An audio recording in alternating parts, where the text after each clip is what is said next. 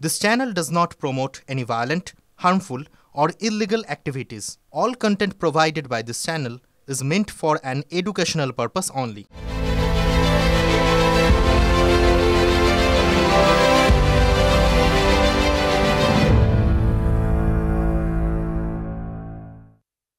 আমি বেঈমান নই, আমি বেঈমান নই, আমি বেঈমান নই, আমি বেঈমান নই। কাণ্ড বুঝুন, দলের সাধারণ সম্পাদককে দলের নিচু তলার কর্মীদের সামনে বলতে হচ্ছে তিনি বেঈমান নন, তাও এতদিন পর দলের কর্মসূচিতে ফিরে। অনেকদিন পর আপনাদের সকলের সাথে দেখা হলো। কিছু নেতাকর্মীদের সাথে আমার হয়তো হোয়াটসঅ্যাপে বা মেসেজে শুভেচ্ছা বিনিময় হয়েছে, শুভ বিজয়ার, নতুন বছরের, দীপাবলির। কিন্তু এই প্রথম আপনাদের সাথে পুজোর পরে, উৎসবের পরে দেখা হলো। আমি সকলকে নতুন বছরের শুভেচ্ছা জানাচ্ছি। বৃহস্পতিবার নেতাজি এন্টরে সাসপেন্সের পর সাসপেন্স, আর আজকে ঠোঁটকাটায় সেই সব সাসপেন্সের টুকরো ছবি এবার আপনাদের দেখাবো। আর সবার প্রথমে যে ছবিটা দেখাবো, দেখে মনে হতে বাধ্য অভিষেকে ফিরে আসার রাস্তাটা যেন তৈরি করে দিলেন দলনেত্রী। পুষ্পস্তবক দিয়ে মমতা বন্দ্যোপাধ্যায়কে অভ্যর্থনা জানাচ্ছেন।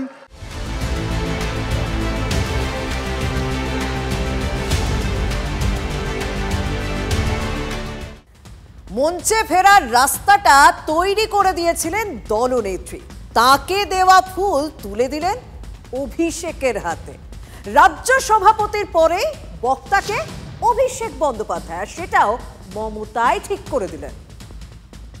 তিনি বহু সংগ্রাম লড়াই করেছেন, করতে করতে মানুষের সমর্থন নিয়ে বাংলার মাটিতে তিনবারের মুখ্যমন্ত্রী হয়েছেন। আমরা আগামী নির্বাচন সম্বন্ধে আমি কিছু কথা বলতে চাই না, তার কারণ মমতাদি বলবেন বলে আজকে উপস্থিত হয়েছেন, অভিষেকও আছে। আমি মমতা বন্দ্যোপাধ্যায়ের হাতে মাইক তুলে দেব, তিনি এক এক করে বক্তব্য বলার জন্য যাকে যাকে অনুরোধ করবেন তারা এসে বক্তব্য রাখবেন।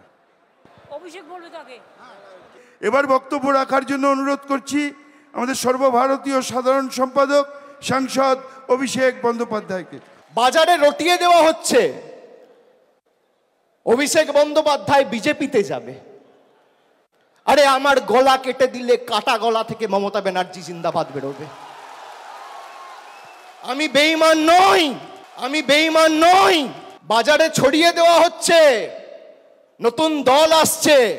খালি একটা কথা বলুক না যে বাংলার মুখ্যমন্ত্রী মমতা ব্যানার্জির প্রত্যেকটা পদক্ষেপকে আমি সমর্থন করি, একথা কিন্তু বলছি না। বাজারে রটিয়ে দেওয়া হচ্ছে অভিষেক বন্দ্যোপাধ্যায় বিজেপিতে যাবে। হাস্যকর কথা। অভিষেক বন্দ্যোপাধ্যায় বিজেপিতে আসতে যাবেই বা কেন, আর বিজেপি তাকে নেবেই বা কেন? এত দুর্দশা হয়নি যে অভিষেক বন্দ্যোপাধ্যায়কে আমাদের দলে নিতে হবে। বাজারে ছড়িয়ে দেওয়া হচ্ছে নতুন দল আসছে। শোনা যাচ্ছে উনি নাকি আবার একটা নিজে পার্টি খোলার চেষ্টা করছেন। একটা নাকি নতুন দল রেজিস্টার হয়েছে, আর সেখানে আবার অন্য কেউ নামে বড় মাথা কেউ আছে পিছনে, যারা আবার কিরকম ধরনের সব ষড়যন্ত্র চলছে। আমি বেঈমান নই। নিজেই নিজে যখন ব্যাখ্যা দিচ্ছে, তার মানে তার কোনো কৃতকর্ম আছে কিনা সে আমরা জানি না। আমি বেঈমান নই, এ যেন আর্তনাদ। নিচু তলার কর্মীদের সামনে আর্তনাদ দলের সর্বভারতীয় সাধারণ সম্পাদকের। তার বিশ্বাসযোগ্যতা কি এখন তাহলে প্রশ্নের মুখে? সেই জল্পনায় জল ঢালতে সরাসরি চ্যালেঞ্জের পথে হাঁটলেন অভিষেক। অনেকে সস্তায় খালি সংবাদ মাধ্যমে টিকে থাকবেন বলে দলের শৃঙ্খলা না মেনে অনেক কথা বলছেন, এগুলো করবেন না। আমি এমএলএ, আমার কত ক্ষমতা। হঠাৎ পার্টিতে যেভাবেই হোক, আমি কাকে ধরে কি ধরে আমি বলতেও পারি না, একটা এজেন্সি এসে গেল, মমতা ব্যানার্জিকে সম্পূর্ণ অন্ধকারে রেখে কাজ করা হয়েছে। আমি দলের মুখপাত্র, আমার কত ক্ষমতা। যেহেতু অভিষেক বন্দ্যোপাধ্যায় এই গোটা ফেজটায় আরজি করের সময়টায়, যেহেতু সেই সময়টা তিনি বাইরে ছিলেন এবং গোটা বিষয়টার মধ্যে ছিলেন না, যে কুৎসা চক্রান্ত ঝামেলা যারা আমরা সামলেছি, আমাদের জিজ্ঞাসা করলে আমরা বলে দেবো এই ডিফারেন্সটা কি। আমি দলের সাংসদ, আমার কত ক্ষমতা দেখাতে গিয়ে আপনি দলকে ছোট করছেন। একদিকে ভালো হয়েছে, তাদেরকে চিহ্নিত করা গেছে। বিগত দিনে যারা দলের সাথে বেইমানি করেছিল, মুকুল রায়, শুভেন্দু অধিকারী, এদেরকে চিহ্নিত করার কাজটা আমি করেছিলাম। আগামী দিনেও যদি কেউ দলের সাথে বেইমানি করে, এদের চিহ্নিত করে, এদের লেজে গোবরে করে প্যাকেট করে বাংলা ছাড়া করার দায়িত্বটা আমি আমার কাঁধে তুলে নিলাম। দেখুন, দলের অভ্যন্তরে তাদের কিভাবে কি ডিল করবে, একটা প্রাইভেট লিমিটেড কোম্পানি একটা ফ্যান ক্লাব কিভাবে চালাবে, সেটা তাদের বিষয়। এ নিয়ে আমরা কি বলবো?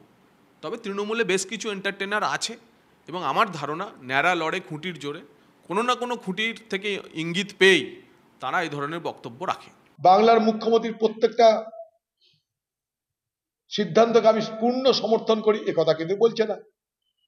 আমার কেন প্রয়োজন হয়েছিল সেবাশ্রয় খোলার আরজিকর কাণ্ডের পর, তার পিছনে কারণ কি, সে কথা কেউ বলছে না। আমি বেঈমান নই। তৃণমূলের সর্বস্তরীয় সম্মেলন আজ, কিন্তু এরপর ঠোটকাটা যেটা শোনাবে, যেটা দেখাবে, সেই খবরটা কিন্তু গতকালই জানাজানি হয়ে গিয়েছিল। এই যে প্রাথমিকে নিয়োগ দুর্নীতি মামলার তৃতীয় সাপ্লিমেন্টারি চার্জশিট দিয়েছে সিবিআই, আর তাতে অভিষেক বন্দ্যোপাধ্যায়ের নাম রয়েছে, কিন্তু তার কোনো পরিচয় দেওয়া নেই। সেটা কিন্তু অভিষেক বন্দ্যোপাধ্যায় নিজেই দাঁড়িয়ে বললেন। সিবিআই চার্জশিটে বলেছে 2017 সালে ঘুষের টাকা দিতে সুজয় কৃষ্ণ ভদ্রের বাড়িতে যান কুন্তল ঘোষ, শান্তনু বন্দ্যোপাধ্যায়, অরবিন্দ রায় বর্মন এবং সুরজিৎ চন্দ। কুন্তলের নির্দেশেই তাঁর বেতনভুক কর্মী অরবিন্দ রায় বর্মন একটি মোবাইল ফোনে কথোপকথন রেকর্ড করেন। পরে তার ল্যাপটপে সরিয়ে রাখা হয়। তদন্তে নেমে ওই অডিও ক্লিপটি সিবিআই এর হাতে আসে। যারা তদন্ত করছে তারা দেখবে, যে অভিযোগ আসছে আমরা সেই অভিযোগের ভিত্তিতে বলছি। সিবিআই চার্জশিটের 12 নম্বর পাতায় লেখা হয়েছে, ওই অডিও ক্লিপের কথোপকথনে সুজয় কৃষ্ণকে বলতে শোনা গিয়েছে, ইতিপূর্বে নিশ্চিত হয়ে যাওয়া বেআইনি নিয়োগের জন্য 15 কোটি টাকা দাবি করেছিলেন অভিষেক বন্দ্যোপাধ্যায়। অডিও ক্লিপে সুজয় কৃষ্ণকে বলতে শোনা গিয়েছে, তিনি ওই টাকা দিতে পারবেন না বলায় ওই চাকরি প্রার্থীদের নিয়োগ আটকে দিতে বলেছিলেন অভিষেক, না হলে ওই প্রার্থীদের গ্রেফতার বা দূরে কোথাও নিয়োগ দেওয়া হবে। চার্জশিট দেখিনি, আমি কোনো অবস্থাতেই এটা বলতে পারবো না। সিবিআই চার্জশিটে দাবি করেছে, সুজয় কৃষ্ণ, শান্তনু এবং কুন্তল মিলে আরো 2000 চাকরি প্রার্থীর থেকে 100 কোটি টাকা তুলতে চাইছিলেন। অডিও ক্লিপ বলেছে, ওই টাকা থেকে পার্থ, মানিক এবং অভিষেককে 20 কোটি টাকা করে দেওয়া হবে বলে ঠিক করেছিলেন সুজয় কৃষ্ণরা। বাকি 40 কোটি টাকা নিজেদের মধ্যে ভাগাভাগি করে নেওয়ার ছক কষেছিলেন। আর খবরে যা দেখবেন, আমি আপনাকে বলছি 100তে 100টাই মিথ্যে। গতকালই অভিষেকের আইনজীবী বিবৃতি দিয়ে জানিয়েছেন, তার মক্কেলের ভাবমূর্তি নষ্ট করতে এই কাজ করা হয়েছে। তারপরও আজ নেতাজি ইন্ডোরে ফের ব্যাখ্যা দিলেন অভিষেক। 28 পাতার চার্জশিট, 2 জায়গায় খালি আমার নামটা লিখেছে। তাও অভিষেক বন্দ্যোপাধ্যায় কে, বাড়ি কোথায়, সাংসদ না বিধায়ক না পঞ্চায়েত প্রধান, কোথায় থাকে, কার ছেলে, কোনো পরিচয় নেই। ওটা জনৈক কি আছে, সিবিআইয়েরও কাজ নেই, তো স্পেসিফিকই তো একবারে, এটা তো পরিষ্কার, সবাই জানে। কাকু তো ওর কাগজে আছে তো, আপনার তো লিপস অ্যান্ড বাউন্সের সিও তো সুজয় কৃষ্ণ ভদ্র, আর তার তো চেক পাওয়ার অভিষেক ব্যানার্জির নামে আছে, তো পরিষ্কার আছে। উনি সঞ্জয় বোসকে দিয়ে চিঠি না দিয়ে বরঞ্চ সিবিআই এগেনস্টে চিঠি করুন না, ক্ষমতা থাকে। আপনাকে যদি কেউ বলে যে পশ্চিমবঙ্গের মমতা ব্যানার্জির নামে অভিযোগ, মমতা ব্যানার্জি আরো 10,000 নাম আছে, কিন্তু আপনি কি তাদের খোঁজ করবেন? তা পশ্চিমবঙ্গের মুখ্যমন্ত্রী মমতা ব্যানার্জিকে খোঁজ করবেন কোনটা?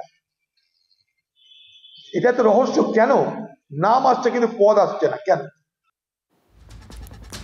আর আমি তো ঠোঁটকাটা, বেয়ারা প্রশ্ন করাই আমার অভ্যাস। দেখুন, অভিষেক বলছেন চার্জশিটে 2 জায়গায় তার নাম আছে, আবার তিনিই বলছেন অভিষেক বন্দ্যোপাধ্যায় কে চার্জশিটে সেই পরিচয়ই দেওয়া হয়নি। তাহলে চার্জশিটে যে তার নামই আছে, সেটা কি করে বুঝলেন তৃণমূলের নাম্বার 2? 28 পাতার চার্জশিট, 2 জায়গায় খালি আমার নামটা লিখেছে। তাও অভিষেক বন্দ্যোপাধ্যায় কে, বাড়ি কোথায়, সাংসদ না বিধায়ক না পঞ্চায়েত প্রধান, কোথায় থাকে, কার ছেলে, কোনো পরিচয় নেই। বিজেপি নেতারা যেমন ভাববাচ্ছে কথা বলতো, ইডি সিবিআই এখন ভাববাচ্ছে কথা বলছে। এই ভয়টা দেখে আমার ভালো লেগেছে। খবরে যা বেরোয় 100-তে 100টাই মিথ্যে, আমি আপনাকে বলছি। আপনাদের সঙ্গে মোদী সরকারের যে সমস্ত সংস্থা, তদন্তকারী সংস্থা, তাদের ভাববাচ্চে কেন কথাবার্তা হচ্ছে? এর পিছনের গভীর সমঝোতাটা কোথায়, কিসের জন্য? অভিষেক ব্যানার্জির বিরুদ্ধেই সিবিআই চার্জশিট দিয়েছে।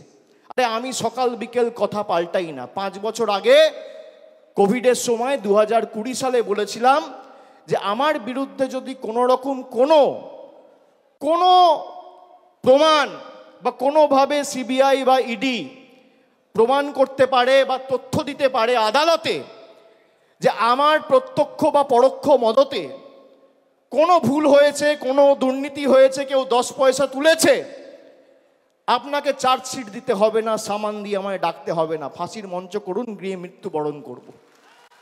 আজকে একই কথা বলছি। উনি এই আনন্দে উদ্বাহু হয়ে শ্রী চৈতন্যের মতো হাত তুলে ভজন কীর্তন করুন, অভ্যাস তৈরি করুন যে শান্তিনিকেতনের বহুতল না, এবার তাকে জেলের গড়াদে কিছু সময় কাটাতে হবে। আপনার কাছে প্রমাণ থাকলে প্রমাণ দেবেন। আমাকে তো সিবিআই ডেকেছিল, নবজোয়ারে যখন গেছিলাম যাত্রা বন্ধ করে এসেছি, একদিনের জন্য সিবিআই দপ্তরে গেছি, 10 ঘন্টা জিজ্ঞাসাবাদ করেছে, তারপরের দিন আবার বাঁকুড়ায় গিয়ে নবজোয়ার শুরু করেছি। কাঁচকলা জনৈকর নাম চার্জশিটে চলে এসছে বলে এখন তিনি এত উতলা, বাবুকে জেলে যেতে হবে এটা বুঝেই তিনি এত উতলা। চিন্তা করেন না, এজেন্সি তাদের সমস্ত যে মামলাগুলি রয়েছে তাদের বিচার্য বিষয়, গত 12-13 বছরের যে দুর্নীতির মামলাগুলি রয়েছে, ধীরে ধীরে ধীরে ধীরে ধীরে আগামী 1.5 বছরে একদম তার ক্লোজারের দিকে নিয়ে যাবে। কারণ এজেন্সিকেও তো কাজটা শেষ করতে হবে, তা নাহলে তো আপনারাই আবার সেটিং বলবেন। আপনি কি ভাবছেন থমকে চমকে দমিয়ে রাখবেন? আমি অন্য ধাতুতে তৈরি। আপনি যত প্রহার করবেন, যত আঘাত করবেন, মানুষের কাছে যাব মাথা নত করে সমর্থন চাইবো। আপনাদের কাছে আত্মসমর্পণ, বশ্যতা স্বীকার করার পাত্র অভিষেক বন্দ্যোপাধ্যায় নয়। এই কথা কেজরিওয়ালও বলতেন। রেজাল্ট কি হয়েছে তার জন্য প্রস্তুত থাকুন। অনেকে বলছে এখানে নাকি সিন্ডে সিন্ড্রোম হবে, অথচ এই সিন্ডের আরেকটা প্রতিফলন এখানে নাকি ঘটতে পারে। আমি বেঈমান নই, আমি বেঈমান নই। আমরা সবাই এসছি আমাদের নেত্রীর কাছ থেকে তার নির্দেশ নিয়ে আগামী দিন এলাকায় ফিরে গিয়ে কাজ শুরু করার লক্ষ্যে। আমি বেঈমান নই। জানেন তো, কিছু কিছু পরিস্থিতি দেখে কোনো বক্তব্য শুনে মাঝে মাঝে ঠোঁট কাটারও বলতে ইচ্ছা করে যে রাজ্য রাজনীতির কখনো মেঘ কখনো রোদ্দুর অবস্থা চলছে, আর সেই দমবন্ধ পরিবেশে যেন হাঁপ ছেড়ে বাঁচল। দেখুন, নানা ইস্যুতে সেদিন পর্যন্ত জল্পনা চলেছে ওই যে তৃণমূল সুপ্রিমোর সঙ্গে কি দলের নাম্বার 2 এর দূরত্ব তৈরি হয়েছে। বিরোধীরা রোজ এই কথা বলেছেন, আর আজ তৃণমূলের মেগা মিটে একেবারে পিকচার পারফেক্ট।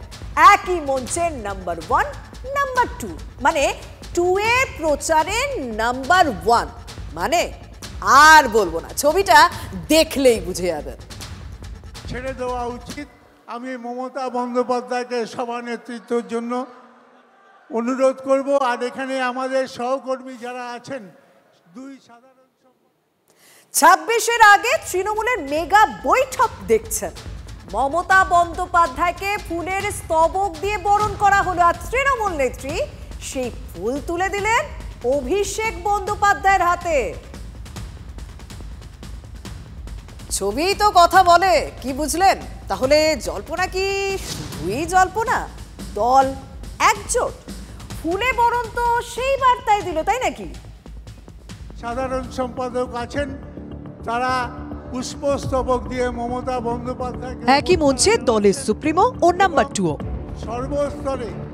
সর্বস্তরে যারা আমাদের সাংসদ এবং মন্ত্রীরা আছেন, আমরা তাদের হাতে 2 নেতা নেত্রীকে বরণে দলের 2 সাধারণ সম্পাদক। তারপর অভিষেক বন্দ্যোপাধ্যায়ের সঙ্গে কথা বলছেন তৃণমূল নেত্রী, আর মাইকে বলছেন দলের রাজ্য সভাপতি। এবং নিশ্চিতভাবে যে ইনস্ট্রাকশন আমাদের 2 নেতা নেত্রী দেবেন, আমরা সেই অনুযায়ী। 2 নেতা নেত্রীর বার্তা, দলের রাজ্য সভাপতির বার্তাটা পড়তে পারলেন?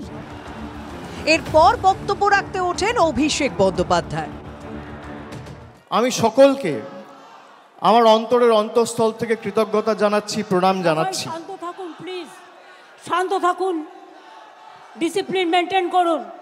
আপনারা শান্ত হন, শান্ত হন, বসুন, বসুন, বসুন।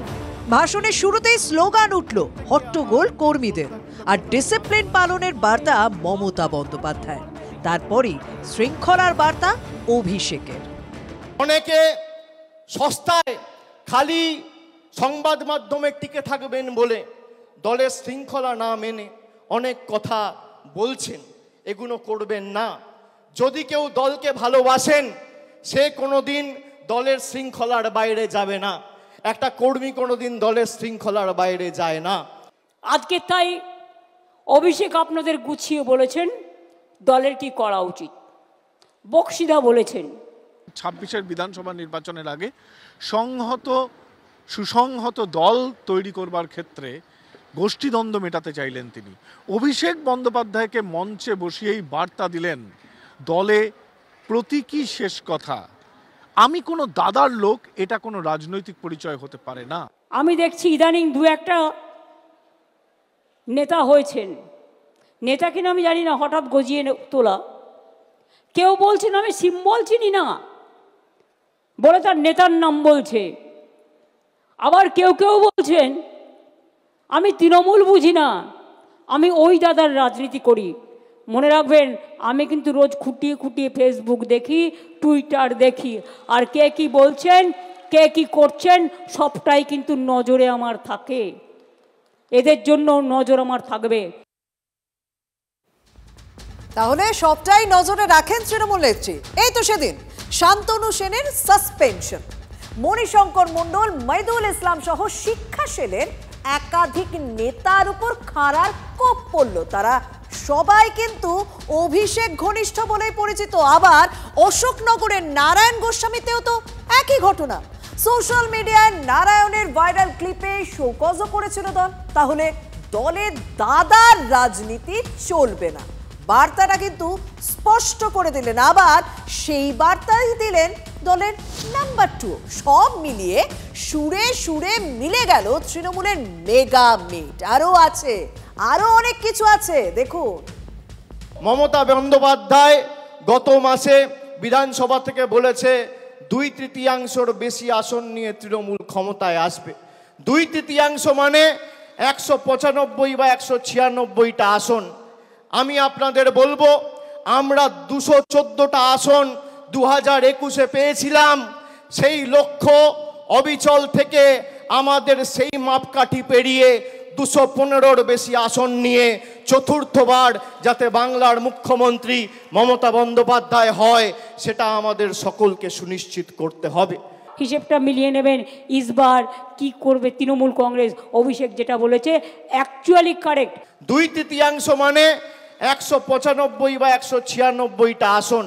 214টা আসন 2021-এ পেয়েছিলাম, 215-র বেশি আসন নিয়ে। আমি ওইটাই মেন করতে চেয়েছি।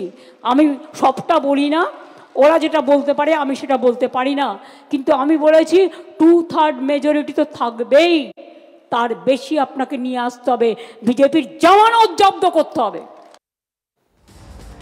উল্টে দেখুন, পাল্টে গেছে। এই বদল নিয়েই তো চলছে, সেই কবে থেকে চলছে। গত বছর 21শে জুলাইয়ের মঞ্চ থেকে সেই ইঙ্গিতে দিয়েছিলেন অভিষেক বন্দ্যোপাধ্যায়। আচ্ছা, রদবদলের নেপথ্যেও কি ভোট কুশলী সংস্থা, সেই প্রশ্নও কিন্তু ঘুরপাক খাচ্ছিল। আবার সেই প্রশ্নটাও উঠেছিল 26-এর ভোটে কি তৃণমূলের সঙ্গে থাকবে ভোট কুশলী সংস্থা আইপ্যাক। আজ নিজেই উত্তর দিয়ে দিলেন তৃণমূলের ওই যে উল্টে দেখুন, পাল্টে গেছে।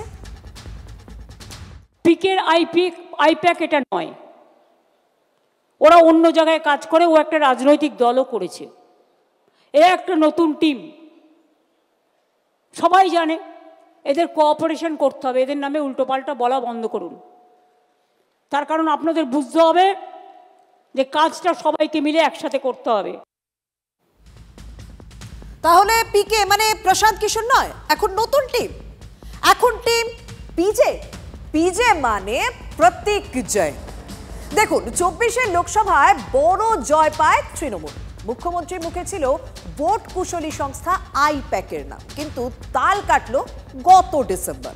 সেদিন বিধানসভায় বিধায়কদের সঙ্গে বৈঠকে বসলেন মুখ্যমন্ত্রী, আর সেখানেই তো বললেন ওইসব প্যাক জানি না, প্যাক ফ্যাক বড় গল্ল গত বুধবার। সেদিন ভোট কুশলী সংস্থার কর্তা প্রতীক জৈনের সঙ্গে নাকি বৈঠক করেন মমতা বন্দ্যোপাধ্যায়। আর তারপরে আজ তৃণমূল নেত্রীর মুখে আইপ্যাকের নতুন টিমের কথা। আবার বললেন এদের কোঅপারেশন করতে হবে, কোঅপারেট করতে হবে, এদের নামে উল্টো পাল্টা বলা বন্ধ করুন। তৃণমূল নেত্রী বার্তাটা কাদের দিকে ছুড়ে দিলেন? ছাড়াই আমরা পরপর উপনির্বাচনগুলো জিতছি, প্রত্যেকটা মিছিল করছি। সব থেকে বড় কথা, মমতা বন্দ্যোপাধ্যায়ের কোনো দুর্নীতি, কোনো দুর্নাম ছিল না। যেটুকুন মমতা বন্দ্যোপাধ্যায়ের গায়ে কালি লেগেছে সেটুকুন এই প্যাকওয়ালাদের জন্যে। যেমন মদন মিত্র অনেক সিনিয়র নেতা, আর তিনি যেগুলো বলেছেন সেগুলি আরও সিনিয়র নেতাদের বিবেচ্য, সেই জন্য আমি এর মধ্যে কোনো মন্তব্য করব না। আপনি কি এটা অভিষেক বন্দ্যোপাধ্যায়কে নিশানা করছেন? কারণ আইপ্যাককে এনে নতুন রাজনৈতিক সমীকরণটি তো 2021-এর আগে অভিষেক বন্দ্যোপাধ্যায়ই করেছিলেন। দেখুন, আমি বলেছি, আমার যা বলার আমি বলেছি। কিছুদিন আগেই বিধানসভায় বিধায়কদের বৈঠকে প্যাক বলে কটাক্ষ করেছিলেন তৃণমূল নেত্রী। তা নিয়ে চর্চা হয়েছিল রাজনৈতিক মহলে। এবার সর্বস্তরের কর্মীদের নিয়ে আয়োজিত নেতাজি ইন্ডোরের সভায় দাঁড়িয়ে তৃণমূল সুপ্রিমো বললেন আইপ্যাককে সহযোগিতা করুন। এ একটা নতুন টিম, সবাই জানে এদের কোঅপারেশন করতে হবে, এদের নামে উল্টোপাল্টা বলা বন্ধ করুন। তার কারণ আপনাদের বুঝতে হবে যে কাজটা সবাইকে মিলে একসাথে করতে হবে। এবং এই নতুন আইপ্যাককে সহযোগিতার বার্তা মমতা বন্দ্যোপাধ্যায়ের নিঃসন্দেহে খুব তাৎপর্যপূর্ণ। বাবা, এটা দল ঠিক করে দিল যে আইপ্যাককে কোঅপারেট করতে হবে। স্বয়ং মুখ্যমন্ত্রী বলছেন, নেত্রী বলছেন আইপ্যাকের সাথে কোঅপারেট করতে হবে, আর আমি কোন হরিদাস যে আমি বলবো যে না আমি ওটা মানবো না। দেখুন, 2019-এর পর ভোট কুশলী সংস্থাকে তো এনেছিলেন অভিষেক বন্দ্যোপাধ্যায়। সেই ভোট কুশলী সংস্থার হাত ধরেই জয় 21-এ, তারপর 24-এও বিপুল জয় হয়। এবার সেখানে নতুন টিম আইপ্যাকের কথা বারবার তুলে ধরলেন মমতা বন্দ্যোপাধ্যায়। খোকাবাবুর অধীনে ছিল এই আইপ্যাক। দিদি আইপ্যাকটাকে নিজের পকেটে নিয়ে আসা মানে খোকাবাবুকে তিনি কমজোর করে দিলেন, আর সবাইকে বলে দিলেন এই আইপ্যাকেই ভরসা রেখো। আমার দলের সংগঠনের উপর ভরসা নাই, আমার আইপ্যাকে ভরসা আছে। অনেক কিছু বলার ছিল, আজকে নেত্রী যখন বললেন কোঅপারেট করবার কথা, এটাকে কিভাবে আপনারা? না বললো আইপ্যাকটা আগের আইপ্যাক নেই, নতুন একটা আইপ্যাকের সেট আপ হয়েছে, তাদের সাথে আমরা কোঅপারেট করি। উনি যা বললেন তাতে বোঝা গেল যে ওই যে সংস্থাটির কথা বললেন, ওই সংস্থাটি আর কোনো পেশাদার সংস্থা, উপদেষ্টা সংস্থা না, ওটা তৃণমূলের একটি শাখা সংগঠন। তিনি মহিলা, যুব, অন্যান্য শাখা সংগঠনের সঙ্গে একই সঙ্গে তার নাম উচ্চারণ করলেন। আমার এখানে আজকে যেমন এমপিরা আছেন, এমএলএরা আছেন, মিনিস্টাররা আছেন, অল ফ্রন্টাল অর্গানাইজেশনের চিফরাও আছেন, একেবারে আইটি থেকে, মিডিয়া সেল থেকে, আমাদের আইপ্যাক থেকে। তো এবার তৃণমূলের সাথে ওদের উপদেষ্টা সংস্থা বলবো না, ওদের শাখা সংগঠন যখন হয়ে গেছে তখন ভালোই হলো। নিচে যে অভিযোগগুলো উঠছিল যে পদ দেবো বলে টাকা তোলে, পদ খেয়ে নেবো বলে টাকা তোলে।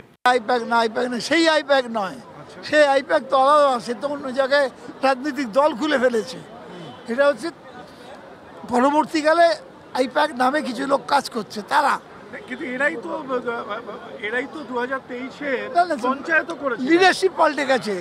তো এখন তৃণমূলের নিচের স্তরের নেতা কর্মীরা বুঝবে, এবং তারা এখন শাখা সংগঠনকে যেভাবে ট্রিট করতো আইপ্যাককেও নিশ্চয়ই সেভাবেই ট্রিট করবে, এবং টাকা আদান প্রদানের বিষয়টা এখন মনে হয় এখন অনেক সহজ হয়ে গেল বলে এই কথা সব তৃণমূলের ভেতর থেকে এসছে। আমরা তো জানি না ওদের উপদেষ্টা সংস্থা কিভাবে কাজ করে। শুনুন, ওর যদি 50টা এজেন্সি থাকে, আমাদের তো একটা তো থাকবে কমসে কম, যারা দেখবে, ফিল্ড সার্ভে করবে, আপনার সাথে মিলতে না পারে কিন্তু তাদের যাওয়ার দরকার আছে।